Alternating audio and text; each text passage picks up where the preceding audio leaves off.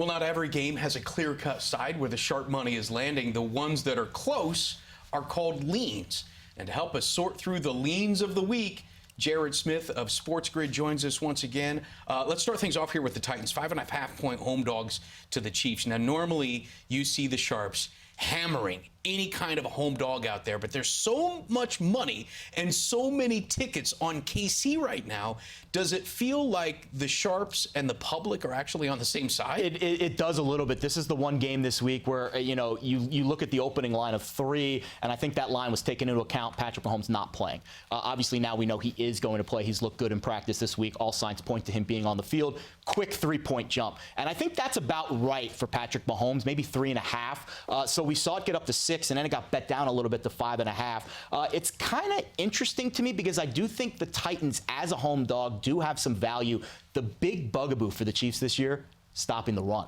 What do the Titans do really well with Derrick Henry? That's what Derrick Henry is there for. 99-yard touchdown last year. Everyone knows about Derrick Henry. Yeah. I feel like Kansas City might struggle a little bit stopping the run in this game. I think the Titans have a chance to control this game.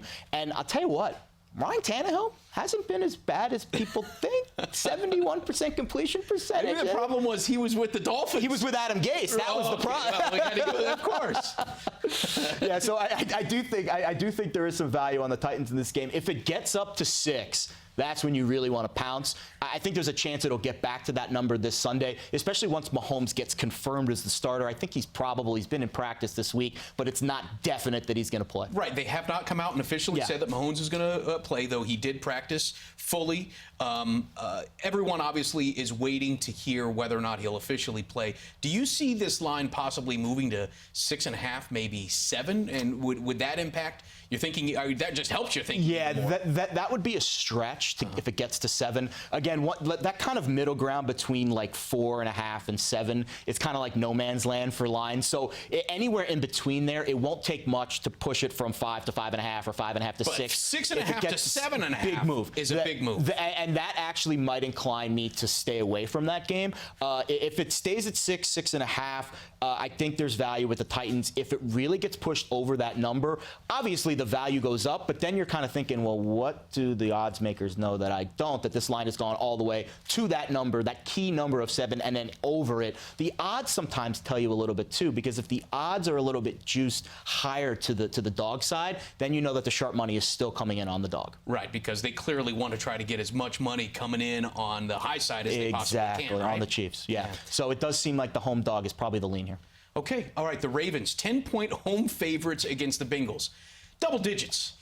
We've seen way too many double-digit spreads this year. It almost feels like you're looking at games from the Big West or something along those lines. And I know that you hate the Bengals, or a lot of people would hate the Bengals because they're still trying to get that first victory, and the Ravens are coming off that big win over the Patriots. Exactly. Bengals have benched Andy Dalton, but 10 points is a big number for any NFL game. It is, and this game was played 4 weeks ago in Baltimore with Andy Dalton, and the Ravens only won by 6. The spread was also 10 in that game. So the Ravens couldn't cover 10 at home.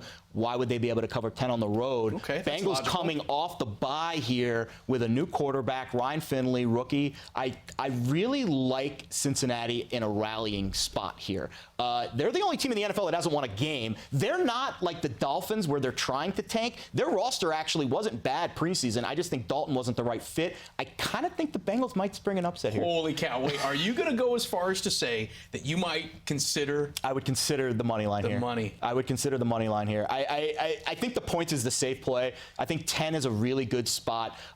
Cincinnati's going to be hungry. Again, I do think their roster as constructed, obviously missing A.J. Green kills them this year, but as constructed, their roster can compete. It's not a Dolphins roster. It's not a Redskins roster. They have guys that can play, especially on defense. The vibe just wasn't right. Zach Taylor, new head coach. They're going to get a win eventually. Not every team is going to go 0-16 this year. The Ravens, I know it's crazy. They had this huge win against New England. Right. That's usually when the letdown happens. It feels like that kind of spot. Divisional game. It's not like it's one of those teams that you don't see. You see them twice every year. They just played 4 weeks ago in a tight matchup. I'll take the points here. But you also have to take into account that teams, when they get on a roll, tend to stay on a roll as well. And it feels like this Ravens offense has found their legs, no pun intended, with about anybody that they hand the ball off to, or if Lamar Jackson decides to take off. Lamar's unbelievable. Isn't he? He's revolutionizing the NFL. I worry about the longevity, but in terms of the short flashes of brilliance for this week,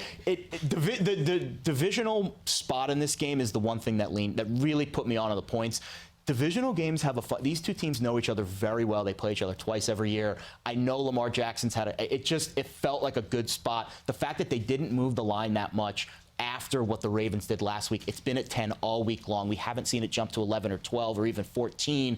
I think if it did do that, you would see a ton of money on the Bengals, and I think keeping it at 10 pushes me to Cincinnati. Everywhere I turn, it feels like this is rivalry week for every team in the NFL, and it doesn't matter if it's Jets-Giants or it's these divisional matchups. We'll get to that later, right? We will get to that. That's definitely not going to be one of the top plays. No, not this week. But I think that one of the game that's probably going to have the most handle on it is going to be that Seahawks-Niners game on Monday night in San Francisco. The line on this one right now, Seahawks-Niners, 6.5. Yeah. That's what it looks like right now as the Niners looking to remain the only undefeated team in the NFL. Does the line movement that we've seen out of this game interest you a little bit? No, the thing that interests me in this game is I like to call them the square dogs. Okay. And that's what the Seahawks are in this spot.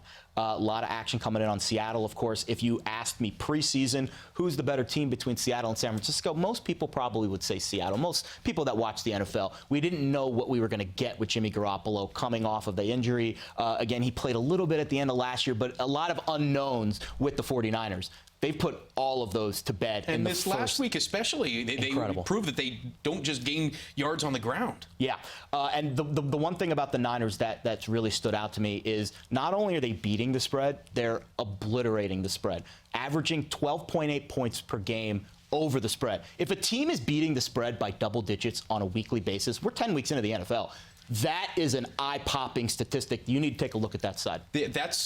That's not a trend. That is something that they have basically locked themselves into. I'm curious, though, do sharps tend to weight the divisional rivalries or any kind of any one of these rivalries a little differently? Yeah, I think divisional games, and that's goes back to that Cincinnati-Baltimore game. I think divisional games are treated a little bit differently. The fact that these two teams haven't played each other yet this year means that it's kind of like the lid lifter for this divisional rivalry. I think this NFC West is probably if not the best, one of the best divisions in football.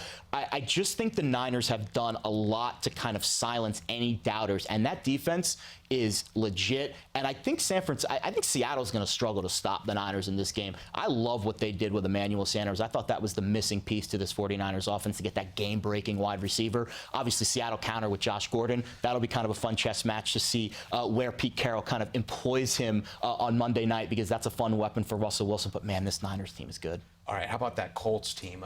10.5-point favorites against the Dolphins.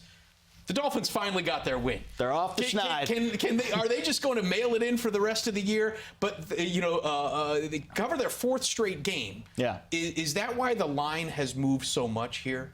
A little bit quarterback issues for the Colts. Obviously, we don't know Jacoby Brissett. It looks like it's going to be Brian Hoyer on Sunday, and I don't know if that's the worst thing in the world. I think the key for the Colts has been Frank Reich.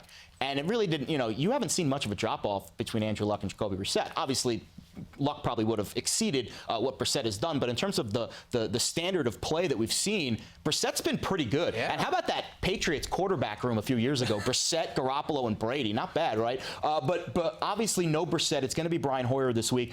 Public's actually on the Dolphins here, which is surprising, right? So a square dog situation with the Dolphins. You get to fade the public betting the Dolphins. Yeah. First time does that happen? Not this year. Outstanding. That's his plays that he's leaning on. Make sure you check out our other segments on his top plays and his toss-ups. For Jared Smith of SportsGrid, I'm Steve Overmyer. This is Fanalysis.